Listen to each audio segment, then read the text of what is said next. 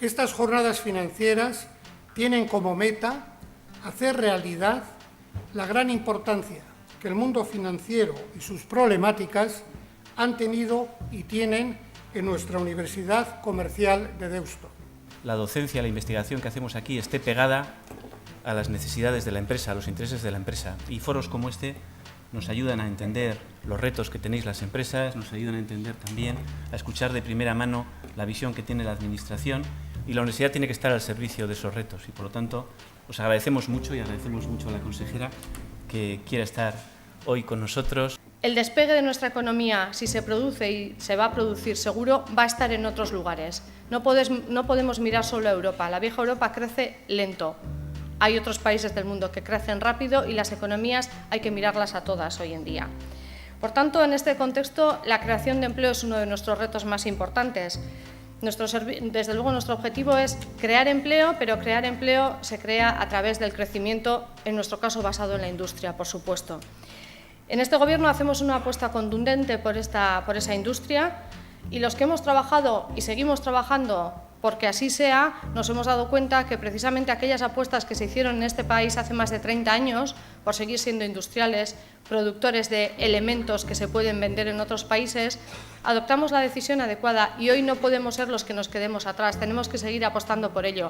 Una industria diferente, con empleos diferentes, sí, pero industria al fin y al cabo, industria productiva. Ya no sirve que una empresa vaya por un lado, una universidad por otro y un centro tecnológico por otro. Cada vez más tenemos que trabajar todos juntos. Somos un país pequeño, 2 millones de habitantes no pueden hacer la guerra cada uno por su cuenta. O la hacemos todos juntos o desde luego vamos a desaparecer. Por tanto, cada vez es más importante esa visión de conjunto, de que en este sentido necesitamos reinventar nuestra empresa en lo que se denomina esta era digital, con nuevos materiales, nuevos procesos, nuevos sistemas de fabricación, con lo que se denomina la fabricación aditiva, la impresión 3D, que cada vez se está escuchando más, cada vez más dispositivos inteligentes no solo en el bolsillo de cada uno de vosotros y de vosotras, sino aplicados a todos los procesos industriales, con esa digitalización generalizada, todos esos datos que tenemos de forma masiva. Sí, ahora los almacenamos. ¿Y qué hacemos con ellos? Nada. Si somos capaces de gestionar esos datos, vamos a tener muchísima información que nos va a permitir tomar decisiones mucho más inteligentes. Nuestras empresas tampoco son en su mayoría grandes, sino todo lo contrario. Y necesitamos trabajar de forma coordinada, de forma colaborativa para abordar grandes procesos, grandes proyectos, y necesitamos una financiación que realmente les permita ir a proyectos multilaterales, es decir, proyectos realmente importantes en los que como Euskadi tenemos capacidades, pero o trabajamos todos juntos o solos no vamos a poderlos abordar. Y para ello, desde luego, lo que hemos hecho es, desde el año pasado, hemos puesto a trabajar pues algunos becarios con esas becas de internacionalización que tiene el Gobierno en esos organismos multilaterales para que analicen qué tipo de proyectos hay y nos permitan en este momento ayudar a esas empresas que quieren acudir a financiar sus proyectos y a trabajar de forma colaborativa.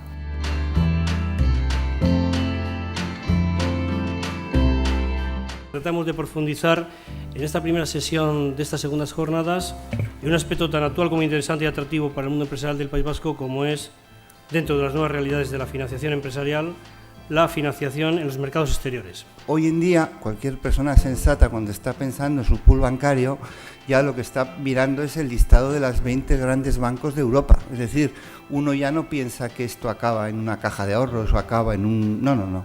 Uno está pensando ya en los grandes, ¿no?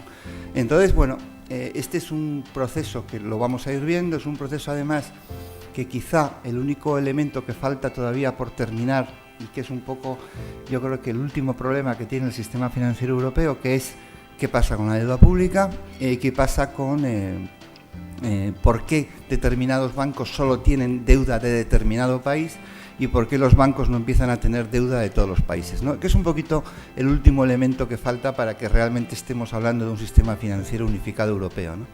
Pero creo que habría que hablar que el mercado exterior ya es una cosa fuera de Europa y lo que tendríamos que hablar cada vez que hablamos de nuestros negocios es de Europa.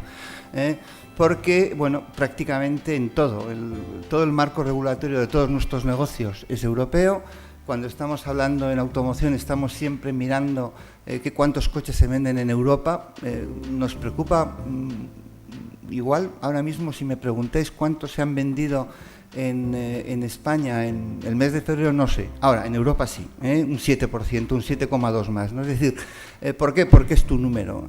No tiene mucho sentido hablar del otro tema. Cada mercado financiero es absolutamente distinto. Uno va a Brasil y en Brasil el mercado es de una forma. La banca pública en Brasil es importantísima.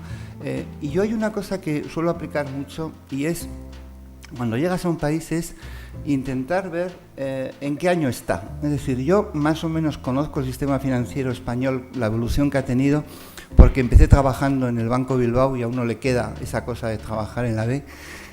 Y siempre uno se acuerda de cómo era el sistema financiero español y cómo ha ido evolucionando. Y cuando llegas a un país dices, estos están en la época de Bancredial o estos están en la época de no sé qué. Es decir, porque los países tienen un nivel de desarrollo muy distinto en función de...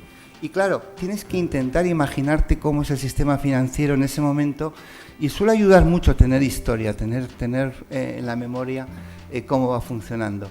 Tubacex, para los que no lo conozcáis, ahora mismo es el primer fabricante del mundo en tubo de acero inoxidable sin soldadura, que es un tubo que principalmente está destinado al sector energético.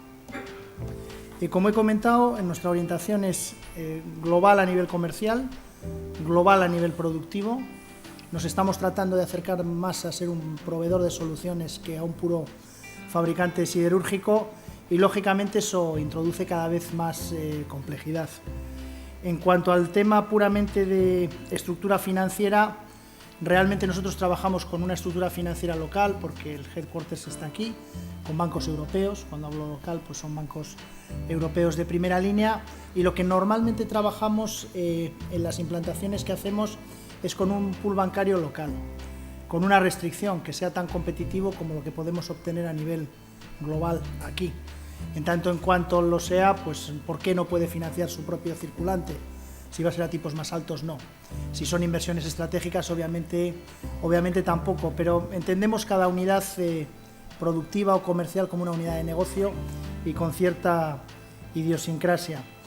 Europa pierde peso en cuanto a crecimiento y los mercados asiáticos van tomando cada vez más, aunque China ralentice y hable de 7%, 7% está muy lejos de un 2% o incluso de los 3% que se puede aspirar en el mejor de los casos.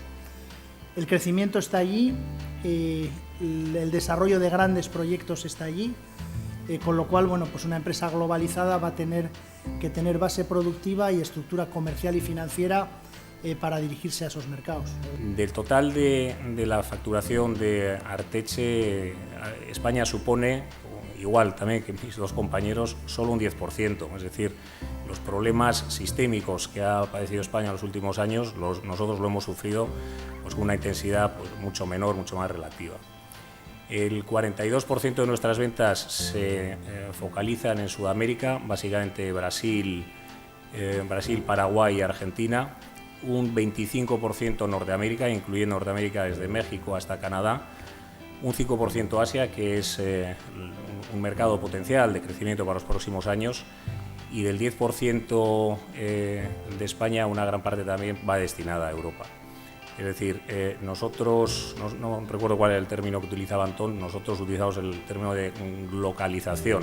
Somos una compañía global, pero que pensamos en local. En cada uno de los países donde operamos, desde un punto de vista industrial y comercial, con nuestras delegaciones propias, funcionamos en términos locales. Tenemos directivos contratados en cada uno de los países, también tenemos expatriados, lógicamente, en determinadas funciones, pero, como decía, trabajamos en local, tanto en la parte productiva comercial como en la materia que nos ocupa hoy en el aspecto financiero. Lo controlamos todo desde el centro, desde el domicilio social en Munguía, aquí, pero tenemos líneas de financiación abiertas y negociaciones con bancos en cada uno de los países donde operamos.